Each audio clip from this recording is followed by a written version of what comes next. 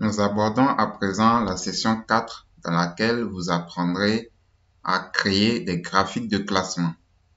Les graphiques qui vont suivre sont appelés graphiques de classement parce qu'ils sont utilisés pour comparer la position ou les performances de plusieurs éléments les uns par rapport aux autres. Et le premier type de graphique que nous allons voir dans cette session concerne les graphiques à barres ordonnées. Le graphique à barres ordonnées est un graphique à barres classé par la variable qui est en Y, donc la variable dans l'axe des ordonnées. Donc, commençons par préparer les données qui vont nous permettre de générer ce type de graphique. Nous allons tracer le kilométrage moyen de la ville.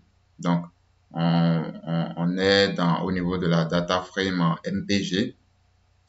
Le kilométrage moyen de la ville matérialisé dans la variable CTY pour chaque fabricant à partir de l'ensemble des données MPG. Donc, pour rappel, je vais remettre ici la data frame MPG.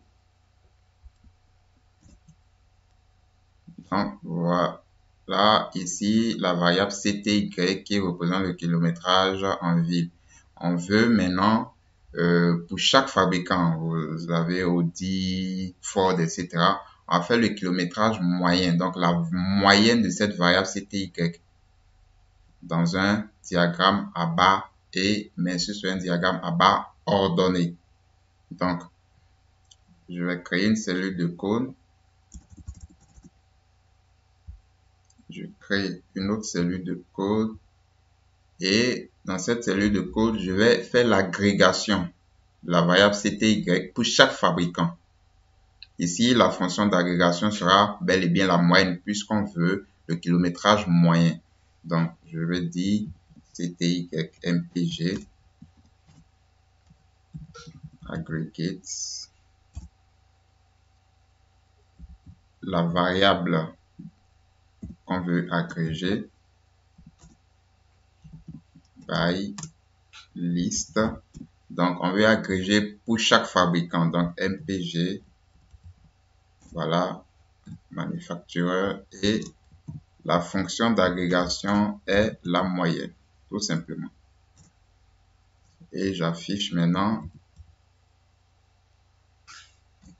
et CTY MPG.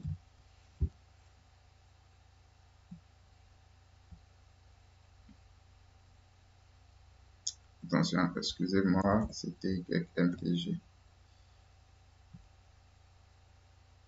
Donc, vous voyez, vous avez les fabricants Audi, Chevrolet, Dodge, Ford, Honda, Hyundai et pour chacun d'eux le kilométrage moyen. Maintenant, on va commencer par changer les noms de colonnes.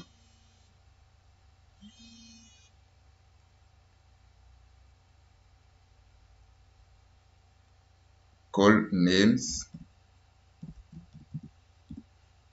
CTY, d'accord, parce que les noms de colonnes ici ne sont pas très explicites, d'accord, donc on va les changer.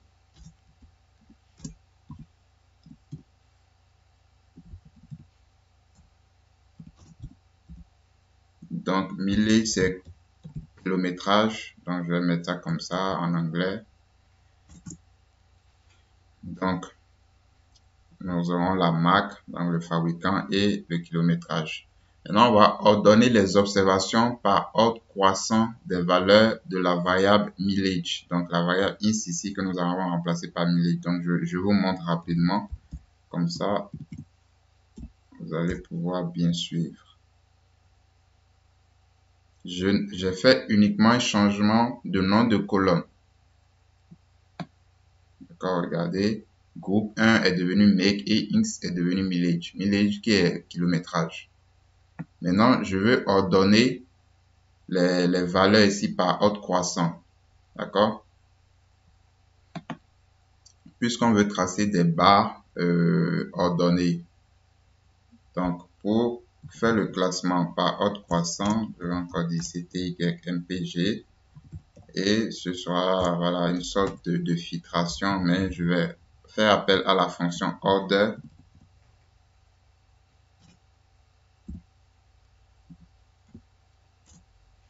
D'accord, et j'ai les valeurs ordonnées comme ça.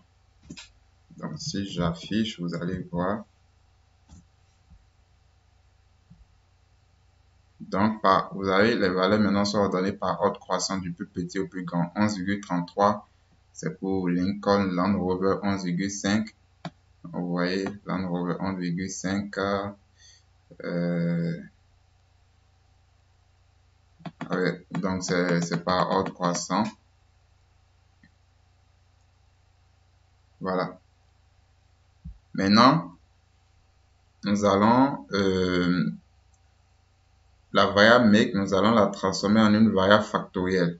Parce que ici, elle est en caractère. Nous, il faut, pour tracer le diagramme à bas, il faut qu'elle soit en facteur. Donc, je prends une cellule de code et je vais dire cty mpg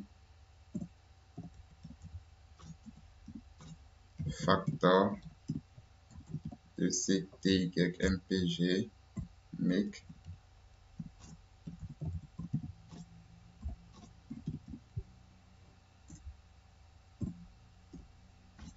Voilà. Donc, je mets sous forme factorielle comme ceci.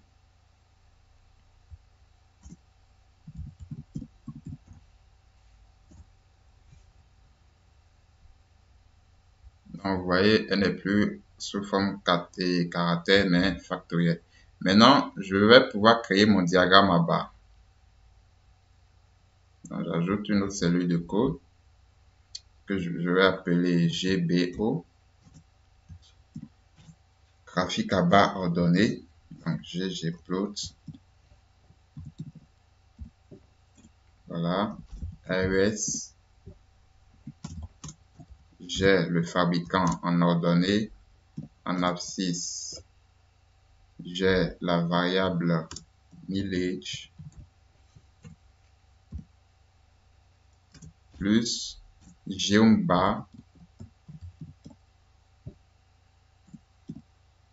d'accord, et stats, donc stats égale à identity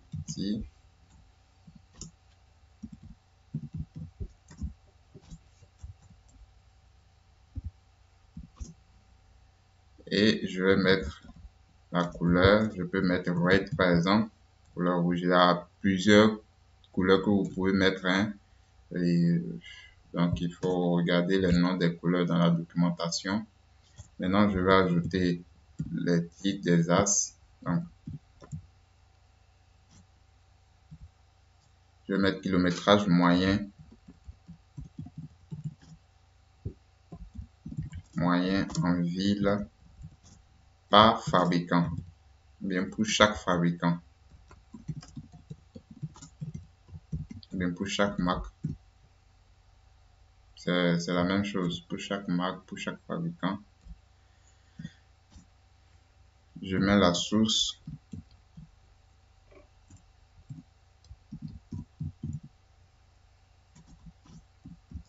MPG data 7. Voilà.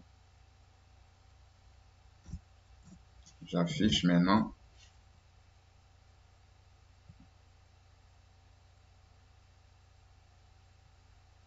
Donc, voilà, vous avez un affichage, un diagramme à barres ordonné. Donc, c'est ordonné les barres sont ordonnées du plus petit au plus grand.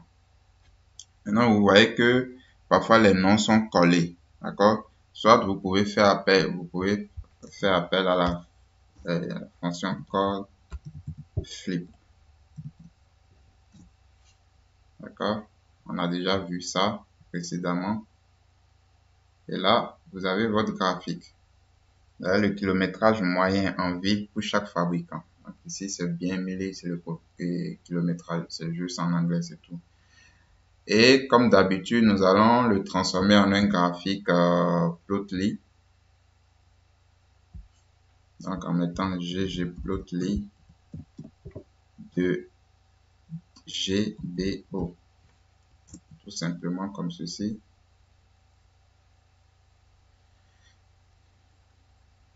Attends un instant, voilà. Donc, regardez ce joli graphique là. Ce qui est intéressant avec Plotly, comme nous l'avons vu dans les graphiques précédents, c'est que ici, il vous donne la valeur, la vraie valeur. Donc, ici, vous savez que c'est pratiquement à 11, mais vous ne savez pas c'est quelle valeur. Donc, quand vous cliquez et vous glissez le curseur de votre souris sur la barre, vous voyez les informations. Donc, la marque, c'est Lincoln et le kilométrage, c'est 11,33. D'accord? Et pareil pour la Land Rover, pour la Dodge, la Jeep, la Ford, etc., la Chevrolet, etc. Donc ça, c'est vachement intéressant. Voilà comment vous pouvez tracer votre diagramme à barres ordonnées. Maintenant, dans la prochaine vidéo, nous allons passer au graphique à barres minces.